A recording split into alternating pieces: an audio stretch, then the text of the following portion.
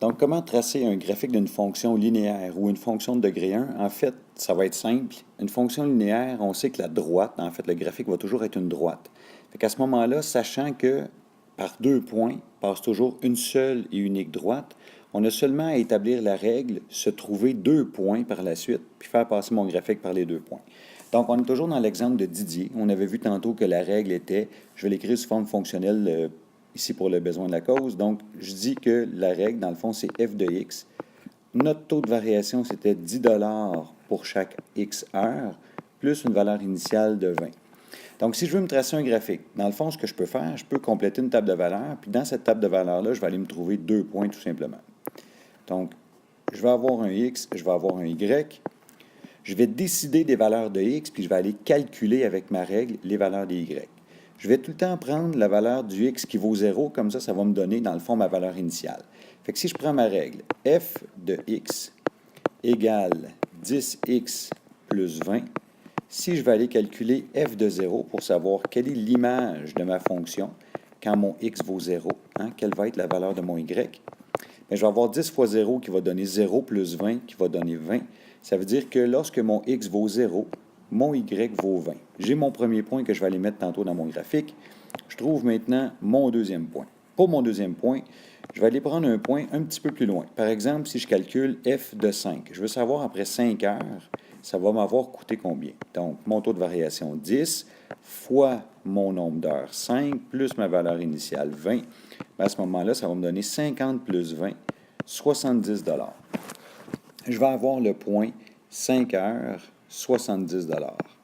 Afin d'aller voir, dans le fond, afin d'aller tracer mon graphique, ce que je vais faire, bien, je vais tout simplement aller graduer adéquatement mon axe. Donc, je vais juste agrandir un peu mon graphique. Je vais aller graduer adéquatement mon axe. On a vu, dans le fond, qu'on devrait mettre le point 0, 20, ainsi que le point 5, 70. 0,20 avec le point 5,70. Donc, j'ai ces 2 points-là ici à aller tracer sur mon graphique. Donc, j'ai à aller placer le point 0,20 ainsi que le point 5,70. Donc, pour graduer, ici, x, ça va être mon nombre d'heures. Je vais aller identifier mon axe. Y, ça va être l'argent que je devrais débourser en dollars. Puis ici, dans le fond, ça va être mon titre, location de kayak. OK. Je vais avoir 1 heure, je vais avoir 2 heures, je vais avoir 3 heures, 4 heures.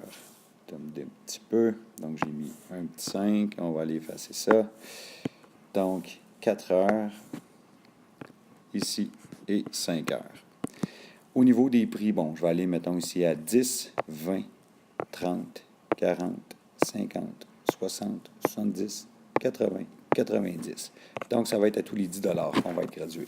Pour aller mettre le point 0,20, donc je m'en vais vis-à-vis le x qui vaut 0 et je monte à le nombre d'argent qui vaut 20. J'ai mon premier point.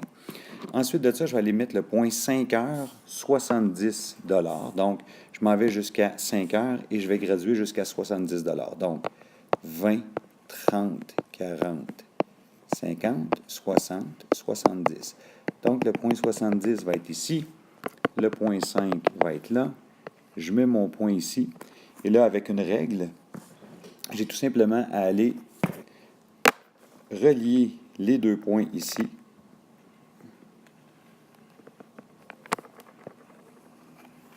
Donc, vous allez pouvoir prendre une règle. Moi, ici, là, j'essaie avec mon iPad. Ça ne fonctionne pas. Donc, mon graphique, j'ai tout simplement à faire passer mon graphique par les 2 points que je viens de calculer. C'est comme ça que je trace un graphique d'une fonction linéaire.